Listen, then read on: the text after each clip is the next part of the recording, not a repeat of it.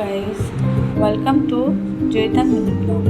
আজকে দুপুরে রান্নাটা তোমাদেরকে দেখাচ্ছি কেমন করে করছি। আমি অত ভালো বলতে পারি না, তাও চেষ্টা করছি। তেল ছিঁড়ে দিলাম, তেলটা আমার একটু ছিল, তার মধ্যে একটু তেল দিয়ে তেলটা গরম করে একটু চিনি দিয়ে দিয়েছি। চিনিটা দেওয়ার কারণ হচ্ছে যাতে একটু তরকারিটা মানে একটু হয়, কালার আসে। এবার পেঁয়াজ দিয়ে দিয়েছি, পেঁয়াজটা একটু ভাজবো,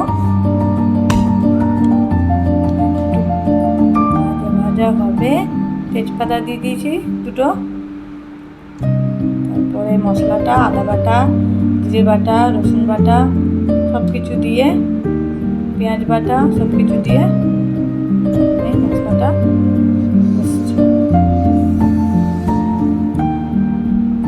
কষে নুন দিলাম, নুন দিয়ে দিলাম একটু জিরে, ধনে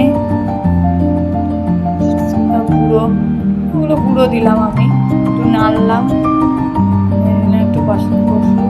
তারপর আমি টমেটোটা পেস্ট করে দিয়েছিলাম, টমেটোটা দিয়ে দিলাম।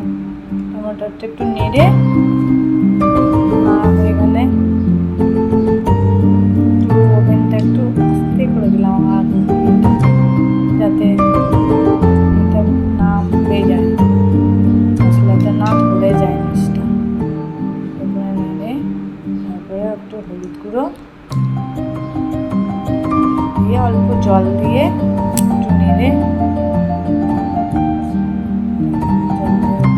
দিলাম।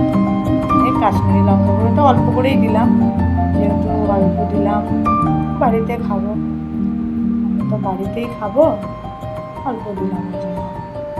একটু নেড়ে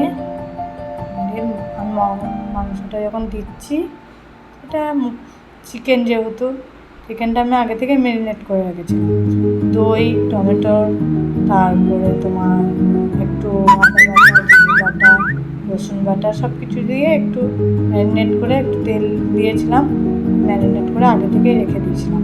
মাংসটা আধ ঘন্টার মতন রেখে দিয়েছিলাম ম্যারিনেট করে।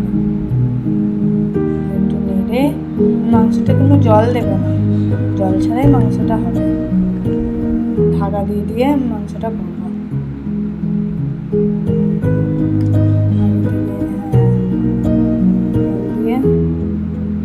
জল আমি দেবো না, যেহেতু কষা কষাই করবো। আমার মেয়েও কষা খেতে ভালোবাসে, আমার বড়ও খুব ভালোবাসে কষা কষা খেতে। তার জন্য আলু দিইনি আমি, আমি আলু দেবো না, আলু ছাড়াই করছি। আমার মেয়ে গ্রেভি খেতে খুব ভালোবাসে, তাই গ্রেভি টাইপের করছি। শুধু খাওয়ার সময় বলবে গ্রেভি দাও, আমাকে একটু গ্রেভি দাও। একটু ঢাকা দিয়ে দেখো কতটা জল বেরিয়েছে, অনেকটা জল বেরিয়েছে। দেখো এবারে আমার মাংসটা রেডি। দেখেছো কিরকম হয়েছে, কালারটা কেমন এসেছে, সুন্দর কালারটা এসছে না? সবাই জানো না কেমন কালারটা এসেছে।